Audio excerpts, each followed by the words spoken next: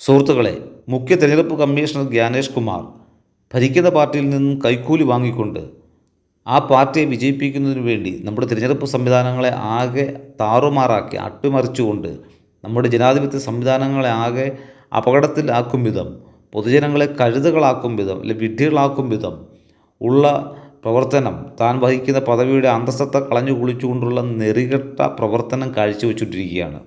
ഈ അവസരത്തിൽ നമ്മൾ പൊതുജനങ്ങൾ ഓർക്കേണ്ടുന്ന ഒരു തിരഞ്ഞെടുപ്പ് കമ്മീഷണർ ഉണ്ടായിരുന്നു നമുക്ക്. ആ പ്രഗത്ഭനായ മഹാനായ തിരഞ്ഞെടുപ്പ് കമ്മീഷണറുടെ പേരാണ് TN ശേഷൻ.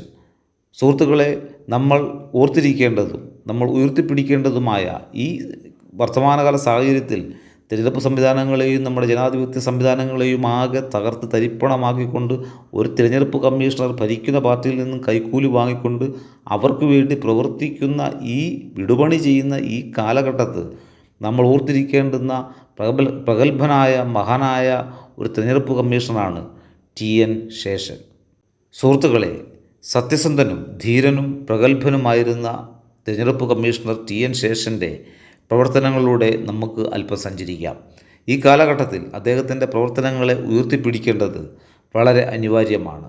ഈ കെട്ടകാലത്ത് കെട്ട തിരഞ്ഞെടുപ്പ് കമ്മീഷണർമാർ നമ്മുടെ നാടിൻ്റെ സംവിധാനങ്ങളെ ആകെ അട്ടിമറിക്കുന്ന ഈ കാലഘട്ടത്തിൽ പ്രഗത്ഭനായ ധീരനായ സത്യസന്ധനായ തിരഞ്ഞെടുപ്പ് കമ്മീഷണർ TN ശേഷൻ്റെ പ്രവർത്തനങ്ങളിലൂടെ സഞ്ചരിക്കേണ്ടത് വളരെ അനിവാര്യമായ ഒന്നാണ്.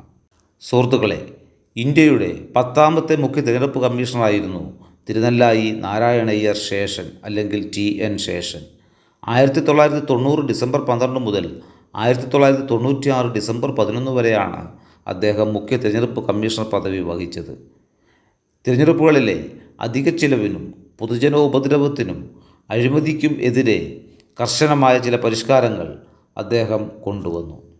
1990 മുതൽ 96 വരെ മുഖ്യ തിരഞ്ഞെടുപ്പ് കമ്മീഷണറായിരുന്ന കാലത്താണ് ശേഷൻ എന്ന പേര് ഇന്ത്യയിലെ ഗ്രാമങ്ങളിൽ പോലും അറിയപ്പെടുന്നത്. ഈ കാലയളവിൽ 40,000-ഓളം സ്ഥാനാർത്ഥികളുടെ വരുമാന വെട്ടിപ്പുകളും തെറ്റായ പത്രികാ സമർപ്പണങ്ങളും പരിശോധിച്ച അദ്ദേഹം 14,000 പേരെ തിരഞ്ഞെടുപ്പിൽ നിന്ന് അയോഗ്യരാക്കി.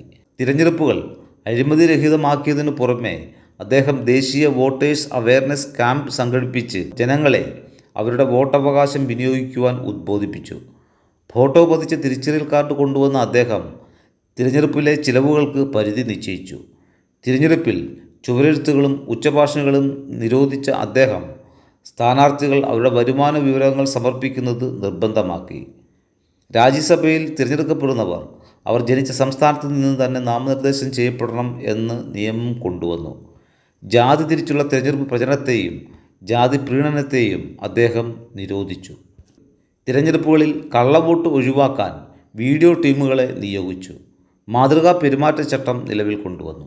ഇതിൻ പ്രകാരം സ്ഥാനാർത്ഥികൾക്ക് തിരഞ്ഞെടുപ്പിന് തൊട്ടു മുൻപ് മണ്ഡലത്തിന് വലിയ സമ്മാനങ്ങൾ പ്രഖ്യാപിക്കുവാൻ അവകാശമില്ലാതായി. തിരഞ്ഞെടുപ്പിൽ സർക്കാർ വാഹനങ്ങൾ, ഹെലികോപ്റ്ററുകൾ, ബംഗ്ലാവുകൾ എന്നിവ ഉപയോഗിക്കുന്നത് നിരോധിച്ചു. തൻ്റെ തിരഞ്ഞെടുപ്പ് പരിഷ്കാരങ്ങൾ അദ്ദേഹത്തിന് അസംഖ്യം ശത്രുക്കളെ സമ്മാനിച്ചെങ്കിലും ജനങ്ങൾ അദ്ദേഹത്തിൻ്റെ തിരഞ്ഞെടുപ്പ് പരിഷ്കാരങ്ങളെ അകമഴിഞ്ഞ് അംഗീകരിച്ചു. ശേഷൻ്റെ പരിഷ്കാരങ്ങൾ തിരഞ്ഞെടുപ്പ് കമ്മീഷനെ ശക്തമായ സ്വതന്ത്ര സ്ഥാപനമാക്കുകയും ഇന്ത്യയിൽ നീതിപൂർവവും നിഷ്പക്ഷവുമായ തിരഞ്ഞെടുപ്പുകൾക്ക് വഴിവെക്കുകയും ചെയ്തു.